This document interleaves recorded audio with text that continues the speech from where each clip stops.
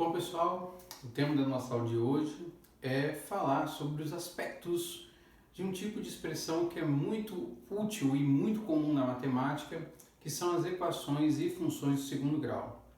A ideia da nossa exposição aqui é mostrar em que situações aparece uma expressão de segundo grau e quais são os mecanismos matemáticos necessários para resolver uma equação ou função de grau 2. Então, para começar, nós vamos usar o seguinte exemplo. Imagina que eu tenha um terreno retangular, de onde eu conheço a área desse terreno. Digamos que eu saiba que ele tem 440 metros quadrados. E que eu saiba também que as dimensões de largura e comprimento sejam dadas por dois números pares consecutivos. O que significaria isso? Dois números pares consecutivos. 12 e 14 são dois números pares e consecutivos. 18 e 20, dois números pares e consecutivos. Desculpa. Como eu não sei quais são esses números, um seria um x e o outro x mais 2, pares e consecutivos. A questão aí, num exemplo de introdução como esse, seria dizer o seguinte: olha, quais são esses números? Quais são esses números? Essa que é a nossa indagação e que vai servir como base para explicarmos como que uma expressão, uma equação de grau 2 aparece em um problema prático como esse. Então a ideia aí é usar um pouco da geometria básica, que é trabalhar com a área de um retângulo. Então uma área de uma região retangular, ela nada mais é que o produto da sua altura ou largura, como queira, pelo seu comprimento. E aí nesse processo, o que a gente executa aqui é o seguinte: é a multiplicação dessas dimensões. Então eu vou ter a multiplicação dessa dimensão por essa dimensão, e a gente sabe que isso tudo aqui é igual a 440, porque é dado para nós. Ok. Quando eu faço essa comparação, eu estou dizendo o quê? Que 440 metros quadrados é a área do terreno e que sim, x vezes x mais 2 representa as duas dimensões que produzem essa área. Como é que eu vou desenvolver isso aqui? Eu vou executar uma passagem matemática muito comum, que é a distributiva. Eu vou distribuir o meu x por x mais 2. Então, quando eu faço isso aqui, eu vou ter x vezes x, que é x ao quadrado, x vezes 2, que é 2x, e igualo isso a 440. Tá, esse 440 que está aqui, eu vou mudar de posição, eu vou jogar ele para a esquerda. E toda expressão que eu mudo de igualdade, seja ela uma constante ou uma variável, ela troca o sinal. Então, se aqui é positivo, ela passa para cá negativo. Eu vou ter x quadrado mais 2x menos 440, e agora, como não tem nada aqui, fica igual a zero. Pois agora eu cheguei no ponto que eu queria. Essa expressão que aqui eu vou retangular, ela representa uma equação de segundo grau. Por quê? Porque nesse tipo de equação, o maior grau envolvido tem potência 2. E é sobre esse tipo de equação que nós vamos nos ater aqui, resolvendo, usando uma série de diretrizes que são necessárias para a sua resolução. E aí, a ideia geral é pensar na forma dessa equação de segundo grau e como você vai, saindo dessa forma, resolver o problema. Então, para uma equação de segundo grau, a forma geral, por assim dizer, é uma expressão que associa a cada termo uma constante, ou o que se chama normalmente na matemática de coeficiente. Então, ao termo x quadrado, que é o termo de maior grau, nós vamos associar uma constante a. Ao termo de primeiro grau x, eu vou associar uma constante b. E ao termo que não tem nenhuma variável junto, nós vamos associar uma outra constante, que é c. E isso aqui é igual a zero. Ou seja, nessa forma de representação, eu tenho uma declaração quanto aos valores envolvidos aqui. Para efeito, no caso do exemplo que a gente vai aqui resolver, o nosso A, como não tem nada aqui na frente, vale 1. O nosso B, que está associado a x, vale 2. E o nosso C, que ele é negativo aqui, vale menos 440. A partir dessa forma geral, nós vamos usar um método muito conhecido, é bastante aplicado, que é o dispositivo de Bhaskara, que permite que a gente encontre as raízes ou as soluções dessa equação de segundo grau. E é sobre esse dispositivo que a gente aqui vai comentar, escrever as suas expressões, para que nós possamos usá-lo para resolver esse problema que nós paramos aqui no momento, ok? Bom,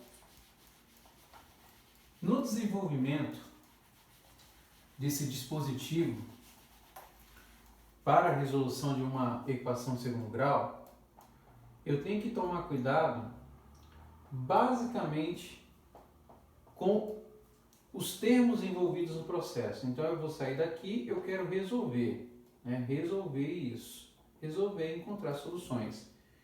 Então o primeiro elemento que eu vou encontrar é o discriminante, que a gente chama assim, que é dado por uma letra chamada delta, que é escrito em termos da expressão b² menos 4 vezes a vezes c.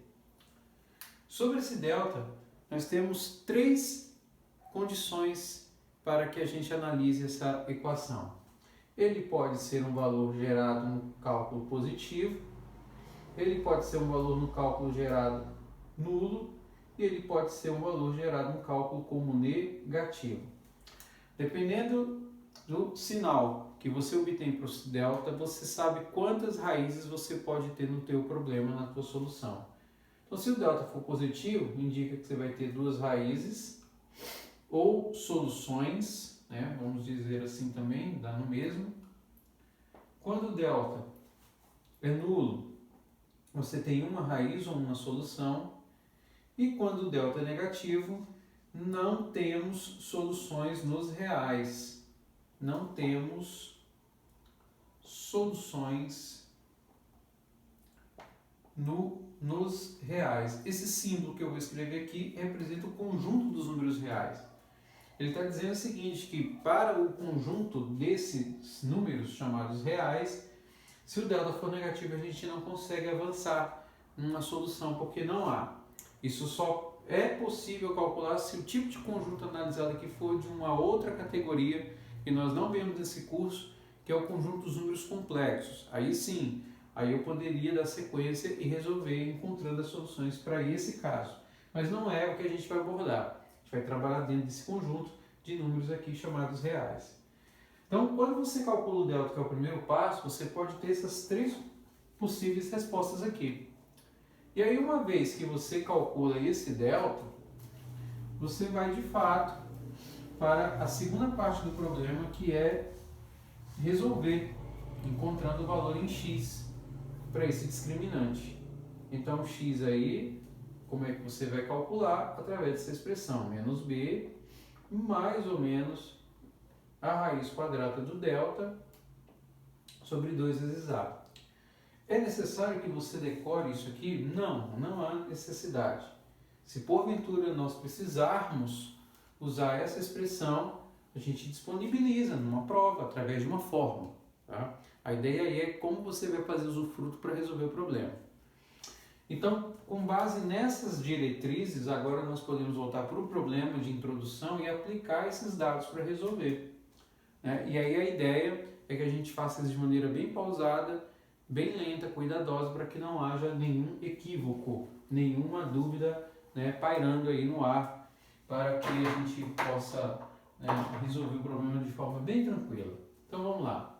Primeira coisa que eu vou fazer é calcular o meu delta.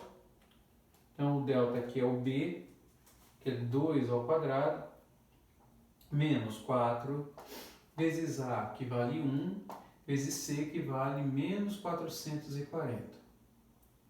Então nesse processo, teu delta vale 4, porque 2 ao quadrado é 2 vezes 2, 4, e aí toma cuidado com os sinais. Menos com menos é mais, e daí você executa a multiplicação. 4 vezes 440, 4 vezes 0 é 0, 4 vezes 4 é 16, com mais 16 lá em cima, 1760. E aí, somando, você vai ter 1764. Com isso, você já sabe uma coisa, que você vai ter duas raízes reais, porque o teu delta é bem positivo. que eu vou fazer agora? Eu entro na parte do discriminante. Aliás, o discriminante já encontramos a parte das raízes agora para poder gerar a resposta, ou as respostas. Então, nesse caso, eu venho e escrevo x igual menos b, então menos com mais dá menos, mais ou menos a raiz quadrada do delta, que é 1764, sobre 2 vezes a, que é 2 vezes 1. Fica dessa maneira. Daí você pode usar uma calculadora para tirar essa raiz, ou, se não tiver uma calculadora, nós vamos na raça fatorar isso aí. O que é fatorar? Você vai escrever esse número e decompor ele em valores primos. O que é um número primo? É um número que só divide 1 e ele mesmo. Então, no caso aqui, a gente poderia começar por 2. Por que por 2? 4, que é o último algarismo aqui, é um múltiplo de 2, e 2 é o único número par que é primo. Aí eu divido. 2 vezes 8 dá 16, sobra 1 dá 8, 2 vezes 2 dá 4, divido por 2 ainda, dá 441, não dá por 2, e aí você tenta outros números que sejam possíveis essa divisão. Aí você percebe que não vai por 3, não vai por 4, e aí depois de um certo tempo, quando você parece que esgotou todas as possibilidades, você vai tentar identificar esse número. Por exemplo, não é por 5, não é por 6, não é por 7, não é por 8, não é por 9, nem por 10. Se eu tento, por exemplo, um número que multiplicado por ele mesmo seja próximo dele, eu saberia que número é esse. O que eu quero dizer com isso? Olha, 882 por 2 dá 441, porque eu sei que 2 vezes 441 deu esse número. Claro que na divisão ficou mais fácil. Então, se a gente pensar de forma reversa, o raciocínio pode empregar uma solução para a gente. Por exemplo, é óbvio que não vai ser divisível por 10, porque o número aqui termina em 1.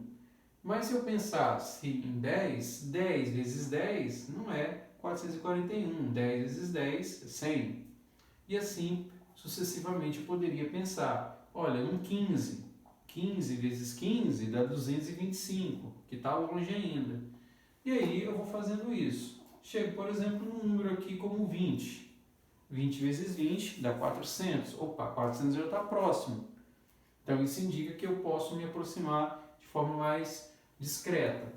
Então, digamos, como está bem próximo, eu vou tentar o 21. Se eu multiplicar 21 por 21, você vai obter 441. E aí, quando você faz isso, né, o que vai acontecer aqui?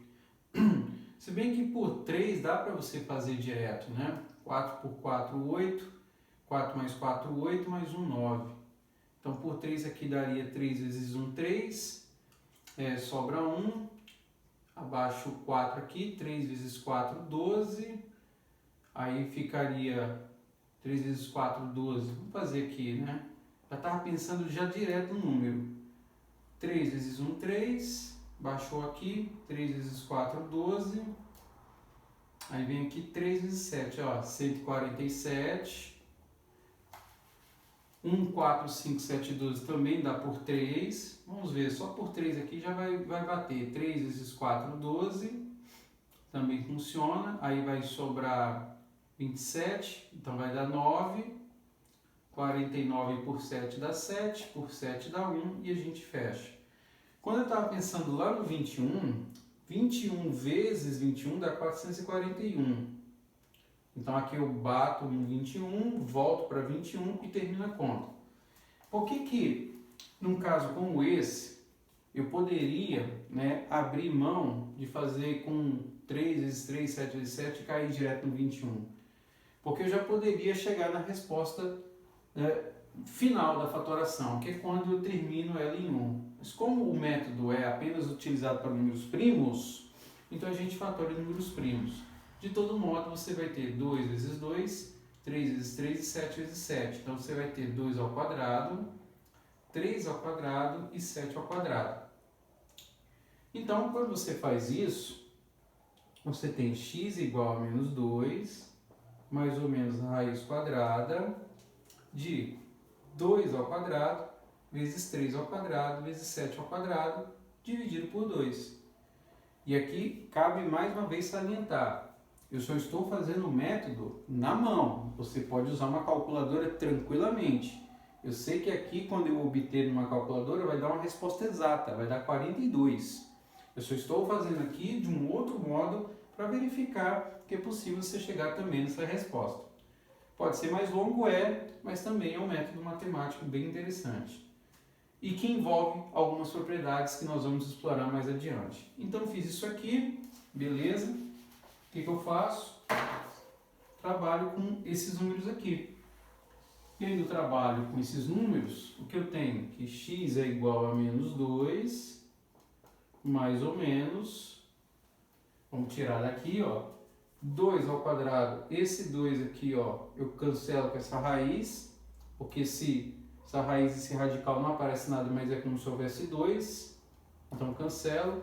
Cancelei para cá, sumiu a raiz? Sumiu para esse, mas aqui para esse aqui também tem. 3 ao quadrado, cancelo com 2, retorna 3, e 7 ao quadrado desse 2 com esse 2, retorna 7. Então tirei elas, então vai ficar sobre 2.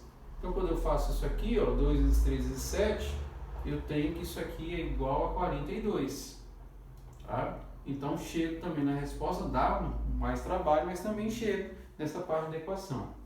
Sempre reiterando que eu já poderia cair direto para cá, usando a calculadora. Não tem problema nenhum, eu não vou fazer nenhuma restrição quanto ao uso dela. Bom, feito isso, a gente volta para o problema original, que é obter as soluções. Então x é igual a menos 2, e aí eu tenho uma solução somando 42 e uma outra subtraindo 42. Então, menos 2 menos 42 sobre 2. Essa daqui vai me dar 40 por 2 dá 20, menos 42 menos 2 dá menos 44, que por 2 dá menos 22. Como a gente está falando de área, de região, não faz sentido nenhum tem um valor negativo. Então só faz sentido a resposta ser dada através desse valor. Ou seja, daqui a gente encontra a nossa resposta, que indica para nós o seguinte: olha, as áreas consecutivas que eu necessito para que a área daquela região seja 440 é 20 e 22, né? 20 mais 2. Então, tanto é que se você multiplicar 20 vezes 22, né? 0 vezes 2, 0, 0 vezes 2, 0, 2 vezes 2, 4, 4. Então, somando isso aqui tudo, dá 440 metros quadrados, como eu queria. É isso. Então, aqui está a primeira aplicação do método da equação de grau 2, usando dispositivo de Bhaskara. E aí você percebeu que o passo mais complicado foi somente a extração da raiz, que você pode fazer de uma maneira mais rápida, tá? Mas é isso que representa uma equação de segundo grau. Vamos fazer um outro exemplo agora, trabalhar com a representação do gráfico dessa equação.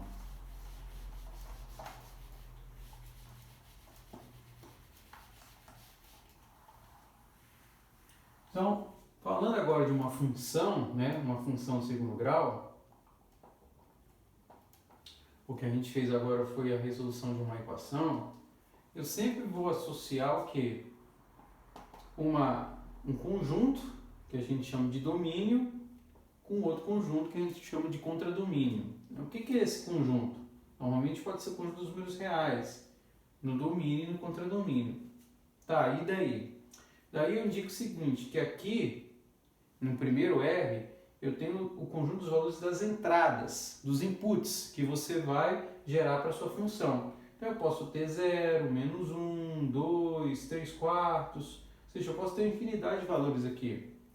E os valores que estão aqui na saída, no output, são os valores do seu contradomínio.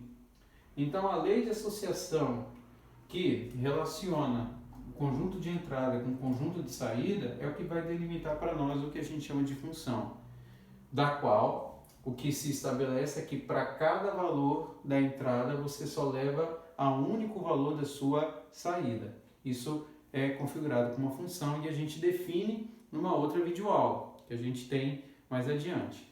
Mas ok, então numa função de segundo grau, numa f de segundo grau, você tem que ter o f, como eu já escrevi lá, é da forma x2 mais bx mais c, a qual nós mostramos através desse exemplo como ela funciona. A ideia aqui agora é mostrar como é o gráfico dessa equação, dessa função. E aí o gráfico normalmente é conhecido como parábola, né? O gráfico de f. Gráfico de f é normalmente conhecido como uma parábola. E a gente vai determinar isso agora através de um exemplo. E aí fica muito mais simples para identificar. Ok? Então vamos lá. Vamos pegar um exemplo de uma função qualquer, pegar um pincel aqui. Digamos que eu tenho o seguinte, exemplo.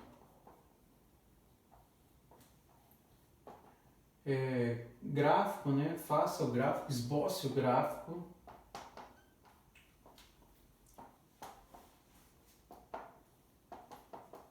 Esboce o gráfico de y igual a x quadrado menos 8x mais 12. Bom, como é que a gente faz isso aqui? Primeira coisa é você pensar numa tabela de dados, das quais você vai associar valores de x em y. Vendo? Valor de entrada, valor de saída. Para cada valor que você tem em entrada, você vai ter uma saída.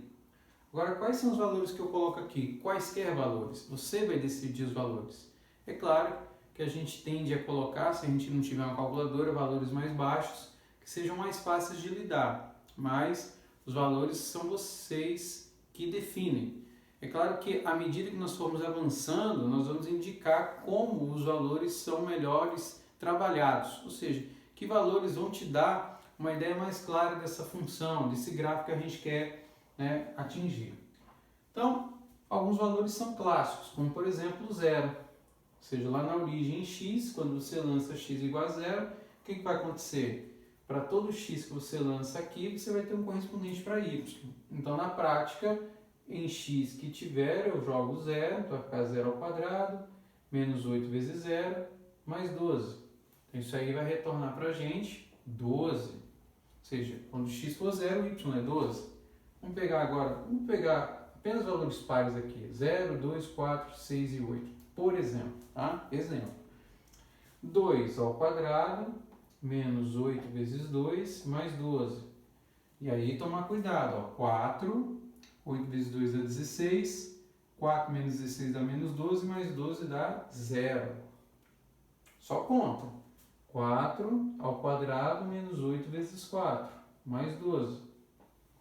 Então, eu tenho 16 menos 8 vezes 4, 32. 16 menos 32 dá menos 16, mais 12 dá menos 4. 6. Aí eu venho 6 ao quadrado, menos 8 vezes 6, mais 12. 6 ao quadrado, 36, menos 48 dá menos 12, mais 12 também dá 0. E vamos terminar no 8 aqui. 8 ao quadrado, vendo? Só estou fazendo conta. 8 vezes 8. 8 ao quadrado, 64. 64 menos 64 é 0. E aqui eu retorno 12. Ok, então isso aqui são um conjunto de pontos. Tenho 5 pontos aí e desses pontos eu vou agora esboçar o nosso gráfico. Essa é que é a ideia. Então o próximo passo é fazer o esboço desse gráfico nosso. Então, para fazer esse esboço, eu vou constituir o que a gente chama de eixo cartesiano. Vamos fazer ela aqui. A gente vai aproveitando o nosso quadrozinho aqui e vamos fazer o eixo. Então, eu aqui tenho um eixo x associado a y. Então, x e y. Então, claro, né, a gente vai fazer aqui uma medida de uma gradação proporcional, né?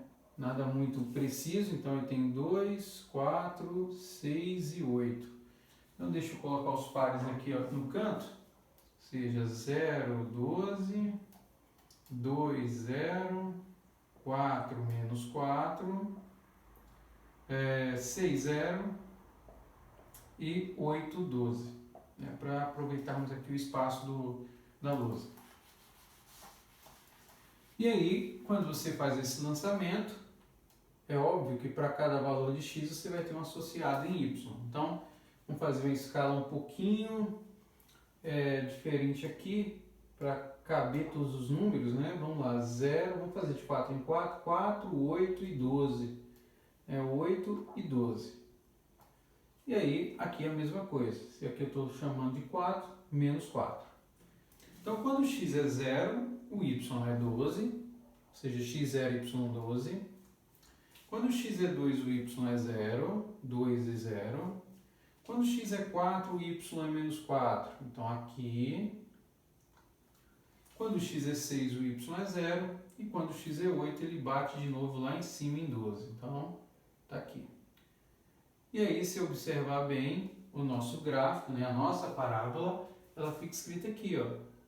Ela vem aqui, passa, vem até embaixo aqui, ó, e sobe. Isso representa o gráfico que a gente chama de parabólico. Ou seja, esse gráfico parabólico, ele é bem interessante em outros aspectos também. Por quê? Por causa da sua concavidade, que é a forma como ele está descrito. E essa concavidade, e aí vamos voltar aqui para a função, é dada em termos do sinal do x². Então, x² menos 8x mais 12. Né? E aí a indicação é sempre o seguinte: se esse número que está aqui é positivo, ou seja, o a é positivo, a concavidade é para cima. Se o a for negativo, a concavidade é para baixo. Essa é a ideia. Sobre o gráfico em si, tem outra característica bem interessante, que também a gente pode usar em exemplos, que é o ponto máximo ou o ponto mínimo dele. No caso aqui, é o ponto mínimo, representa o que a gente chama de vértice, né? E o vértice da parábola também tem uma expressão matemática para ser usada como cálculo, que é a seguinte: as coordenadas x de vértice e y de vértice também são dadas por fórmulas. Que fórmulas são essas? O x vértice aqui é menos b sobre 2a e o y em vértice é menos delta sobre 4a. Também há necessidade de você decorar isso? Não. Isso aqui também, se for o caso, é fornecido para você numa questão de prova. Só estou dizendo que quando você calcula o vértice da expressão, você vai usar essa representação. Então, se eu quiser calcular o vértice, né, por essa fórmula, ela vai ter que ser exatamente o que a gente acabou de gerar aqui, ó. Porque no ponto mínimo desse gráfico, qual é a coordenada que a gente está lançando aqui, ó? É a entrada 4 para x e a saída menos 4 para y. Então, a gente vai fazer o teste agora. Nós vamos pegar essa mesma função que a gente usou e vamos aplicá-la aí, né, no cálculo do vértice para gerar aí uma informação. É isso que a gente vai fazer. Então vamos lá. O x de vértice aqui vai ser igual a menos b sobre 2a. Beleza. Quem é o menos? Aqui. O b da fórmula é negativo, então vai ficar menos 8 sobre 2 vezes a. 2 vezes 1. Então menos com menos é mais, então vai ficar 8 sobre 2. Então retorna quanto? 4. Ó. Bateu. E aí o y de vértice, agora vamos fazer o cálculo. Menos da fórmula, o delta, aí a gente calcula o delta. Quem é o delta aí? É b ao quadrado, que é 64, menos 4 vezes a vezes c, ou seja, vezes, né, 4 vezes 2, 48, sobre 4a, ou seja, 4 vezes 1. Então vai ficar o quê? Menos 64 menos 48 é 16, menos 16 por 4, vai bater em menos 4, e aí, ó, confere com o que a gente acabou de gerar. Então está correto isso. Essa fórmula funciona e o nosso gráfico está legal, está coerente. Essa que é a proposta. Com isso aqui a gente pode montar um exemplo de como que essa estrutura de vértice pode aparecer numa aplicação. Então vamos lá. Vamos pensar no exemplinho aqui, ó.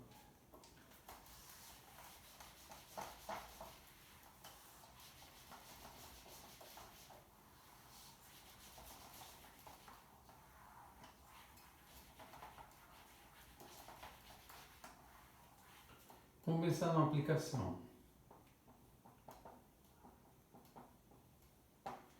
Imagina o seguinte, que o lucro mensal de uma empresa, né, o lucro mensal de uma empresa, seja dado por essa seguinte função aqui, ó, L igual a menos x², vou deixar isso bem enfático, né? menos x quadrado, vou pegar um outro pincel aqui, menos x quadrado, mais 30x menos 5.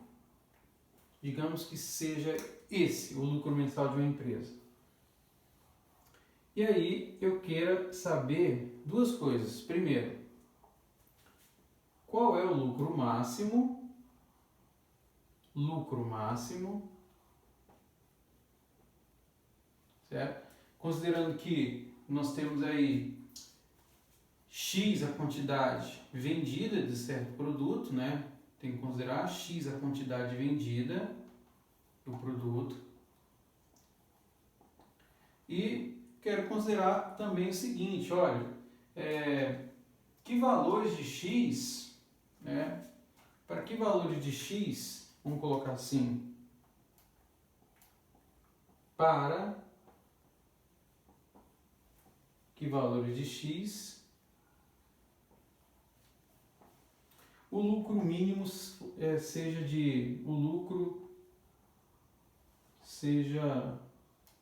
de 195. Digamos que eu tenha isso. Então, eu quero duas coisas aqui. Primeiro, calcular o lucro máximo. E segundo, para que valores de X o lucro que eu tenha seja de 195. Por que a ideia de vértice vai entrar nesse caso aí, nesse contexto? Porque olha a ideia que está sendo exposta aqui. Você tem o lucro mensal de uma empresa, onde X é a quantidade vendida de um certo produto, pode ser um tecido, uma peça, um computador, e ele quer obter o lucro com base nessa expressão. Tá, acabamos de mostrar que uma equação de grau 2 ela tem como o gráfico uma parábola, e que essa parábola ela é indicada com a concavidade para cima ou para baixo, dependendo do valor do A. Aqui eu observo nessa expressão que o nosso A é negativo, então está indicando que essa parábola tem uma concavidade voltada para baixo. Ok. Concavidade voltada para baixo está indicando que o meu vértice está aqui em cima. E o que isso tem a ver com o lucro máximo? Ora, se a entrada que eu tenho dos valores da minha função é dada em x, ou seja, que é a quantidade vendida, a saída só pode ser quem? O lucro, que é associado a y. Em outras palavras, x e y, nesse exercício aqui, está associado a x e l. O y nosso é o l, x é a entrada e o l é a saída. Para o conceito de vértice, o que eu tenho? xv e coordenadas de yv. Só que o nosso yv é justamente quem? O nosso lucro.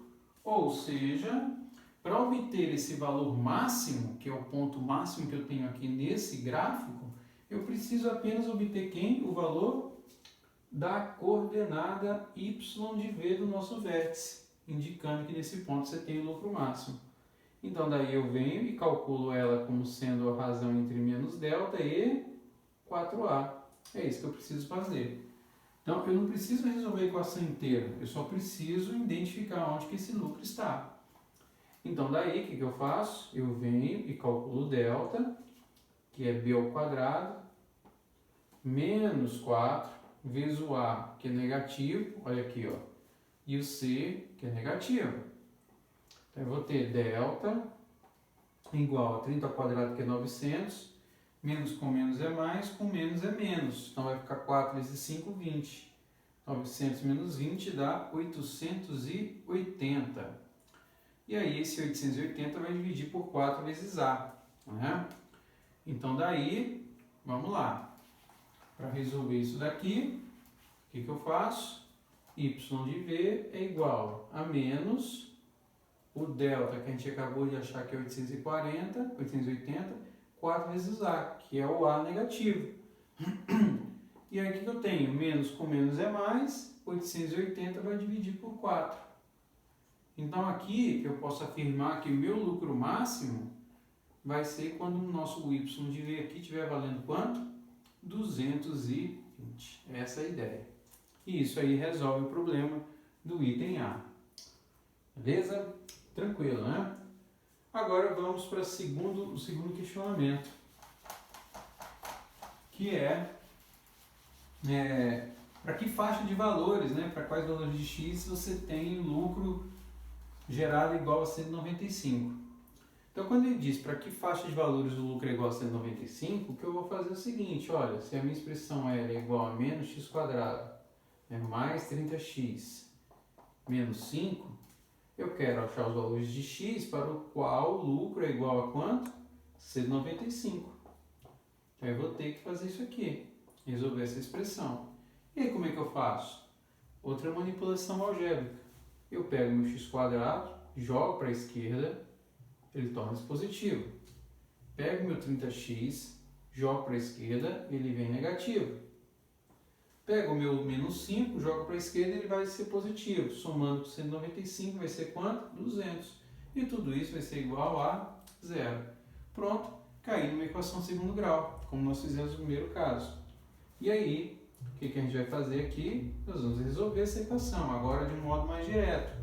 Então, menos b, menos com menos é mais ou menos b quadrado menos 4ac, a gente vai pegar o delta aqui, só vou escrever ele aqui mais uma vez para todo mundo lembrar, eu já vou colocar ele aqui dentro, ó. Tomar muito cuidado, o b ele é negativo, só que ele vai ser elevado ao quadrado, base elevada expoente par é sempre positivo, então aqui ele vai tornar-se 900 menos 4 vezes o A, que é 1 ali, e o C, que vale 200. Então, 900 menos 4 vezes 200, 800. Né? Sobre 2 vezes 1, que é 2. Feito isso, a gente apaga aqui, né? Eu vou ter x igual a 30 mais ou menos a raiz quadrada de 100, que essa aqui é tranquila. A raiz quadrada de 100 é quanto? 10. Então, daí, eu tenho que o meu x é igual a 30 mais ou menos 10 sobre 2, o que vai me abrir duas soluções. Uma solução somando 30 mais 10 dividido por 2 e uma outra subtraindo 30 menos 10 dividido por 2. Então aqui eu vou obter 40 por 2 dá 20 e aqui eu vou ter 20 por 2 dá 10. Então eu estou dizendo o seguinte, que a faixa de valores, ou seja, a faixa de itens vendidos para que meu lucro seja 195, está compreendida entre 10 e 20. Ou seja, entre 10 e 20 itens, eu posso afirmar que o meu lucro vai ser da ordem de 195. E com isso a gente termina essa primeira parte, que envolve aí algumas aplicações das funções e equações de segundo grau.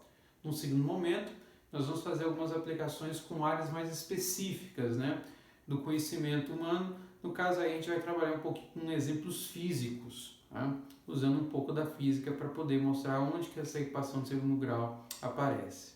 É isso, valeu e até a próxima aula.